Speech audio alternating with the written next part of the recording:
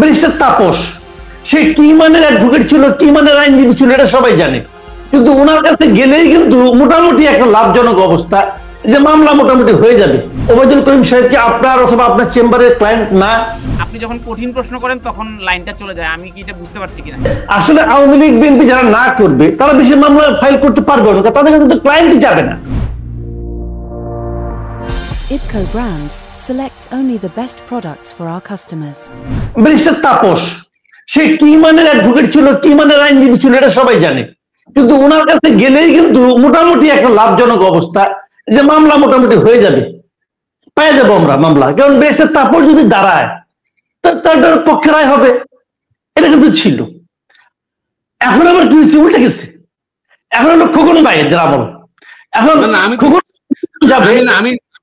আমি বা আমার ছেলে ব্যারিস্টার জানেন নিশ্চয়ই, আমি কিন্তু একই রকম 30 বছর একই রকম প্র্যাকটিস করছি, একই ঘন্টায় কাজ করছি।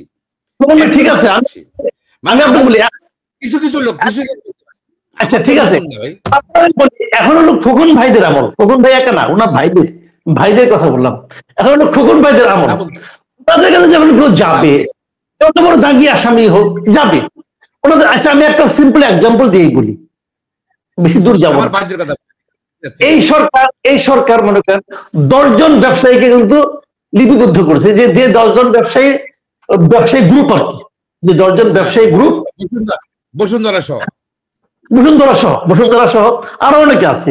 এই 10 জন ব্যবসায়ী গ্রুপের মানে তাদেরকে বলতে এরা দেশ থেকে অনেক লুটপাট করেছে। আচ্ছা খোকন ভাই, এই গ্রুপের কোন একজনকে আপনার কাছে মামলা করছে আপনার মাধ্যমে? এখন না, আমার কাছে আসেনি।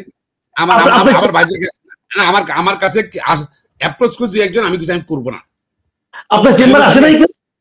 না বেলহাসা গ্রুপের সঙ্গে যে মামলাটা, সেই মামলাটা এই আপনার এখানে আসে নাই? কোনটা বলছেন আপনি? সল বলেন কোনটা? এই দুবাইয়ের যে একটা গ্রুপের সঙ্গে আমাদের এখানকার করিম সাহেবের যে মামলাটা আছে আর সম্ভবত ব্যারিস্টার মাহবুবউদ্দিন খোকনের সংযোগটি আমরা বিচ্ছিন্ন হয়েছে। তবে জনাব মাসুদ কামাল, আপনি বলতে থাকুন। মানে আপনার মূল দৃষ্টিভঙ্গিটি হচ্ছে যে যখনই একটি রাজনৈতিক দলের ক্ষমতার পরিবর্তন হয়ে যায়, তখন তারা ওই মামলা থেকে বাঁচতে তারাও ওই সমমনা রাজনৈতিক দলটি। আমি সেটাই বলতে চাচ্ছি যে জিনিসটা হয় কি, তাহলে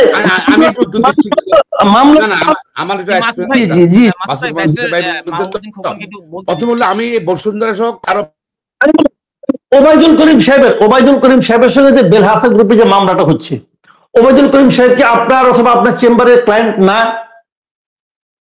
বলেন। আবার চলে গেল। আপনি যখন কঠিন প্রশ্ন করেন তখন লাইনটা চলে যায়, আমি কি এটা বুঝতে পারছি কিনা? সত্যি মনে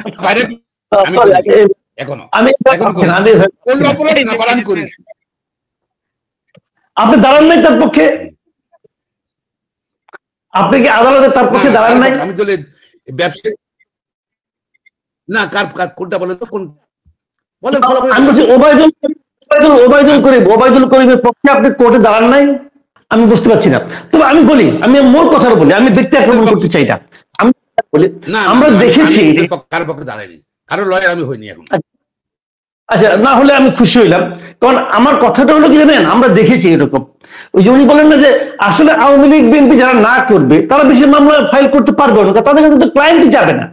ক্লায়েন্ট তো জানে যে আমার কাকে দরকার, কে গেলে পরে 2-1 জনে ডিফেম করার জন্য ফেসবুকে দিয়েছিল সম্ভবত, আমরা সঙ্গে প্রতিবাদ জানিয়েছি।